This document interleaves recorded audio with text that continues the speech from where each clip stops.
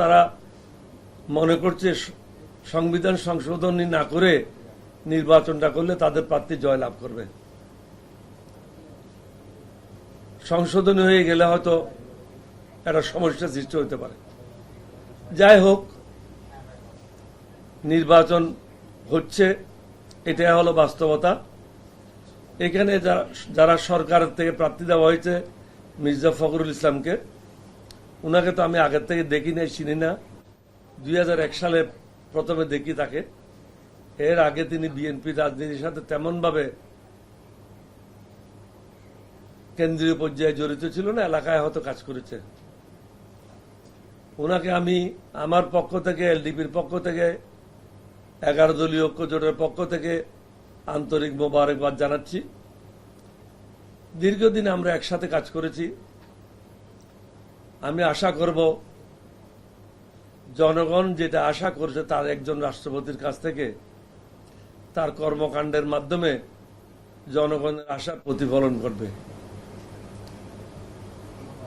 BNP এবং অন্যান্য দলের যারা সংসদ সদস্যরা ভোট দেওয়ার জন্য একত্রিত হয়েছেন, তাদেরকেও ধন্যবাদ জানাচ্ছি। সকলের সুন্দর জীবন, সুস্বাস্থ্য কামনা করি।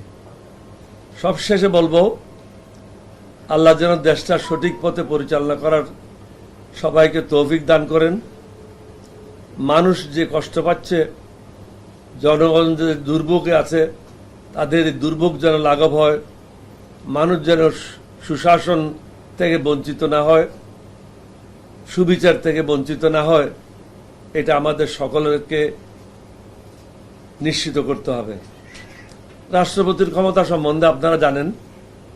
72 ঘন্টা ময়েশ্চার লক সমৃদ্ধ লিলি হুইপ শিয়া মিস্টিক গ্লোয়িং বডি ওয়াশ। শিয়া বাটারের গুডনেস স্কিন রিপেয়ার করে রাখে সফট ও গ্লোয়িং, ছড়িয়ে দেয় লং লাস্টিং ফ্রেগন্যান্স।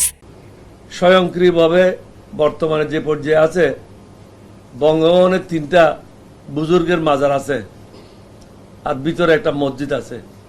এই 3টা মাজার জিয়ারত এবং মসজিদে গিয়ে নামাজ পড়া ছাড়া তার স্বাধীনভাবে আর কাজ করার কোনো সুযোগ নেই।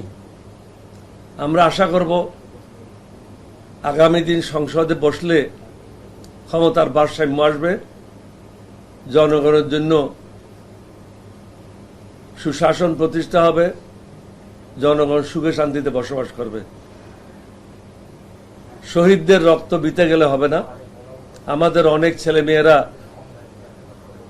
24 সালে জীবন দিয়েছে সুশাসনের জন্য, জবাবদিহিতার জন্য। সকল ক্ষেত্রে যদি সুশাসন এবং জবাবদিহিতা নিশ্চিত না হয়, এই দেশে কখনো মানুষ সুখে শান্তিতে বসবাস করতে পারবে না। আপনাদের সবাইকে ধন্যবাদ। আমাকে যারা সমর্থন করেছে তাদের সবাইকে ধন্যবাদ। আপনারা দেখেছেন অনেক সংস্থা তারা জরিপ পরিচালনা করেছে, সার্ভে করেছে। সার্ভের মধ্যে জনগণ আমাকে 68% থেকে 70% ভোট দিয়েছে।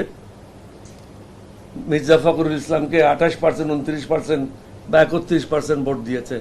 সুতরাং জনগণ তাদের মতামত পরিষ্কারভাবে প্রকাশ করেছে। কাকে সমর্থন দিয়েছে এটা আপনারা সবাই জানেন। সবশেষে মির্জা ফখরুল ইসলাম সাহেবকে রাষ্ট্রপতি হওয়ার জন্য আন্তরিক ধন্যবাদ জানাচ্ছি। একসাথে অনেকদিন কাজ করেছি। আপনার কাছ থেকে আমরা অনেক কিছু ভালো জিনিস আশা করি। সকল জিনিসের ঊর্ধ্বে উঠে দেশের মঙ্গলের জন্য কাজ করবেন, এটাই প্রত্যাশা। আসসালামু আলাইকুম ওয়া রাহমাতুল্লাহি ওয়া বারাকাতুহু।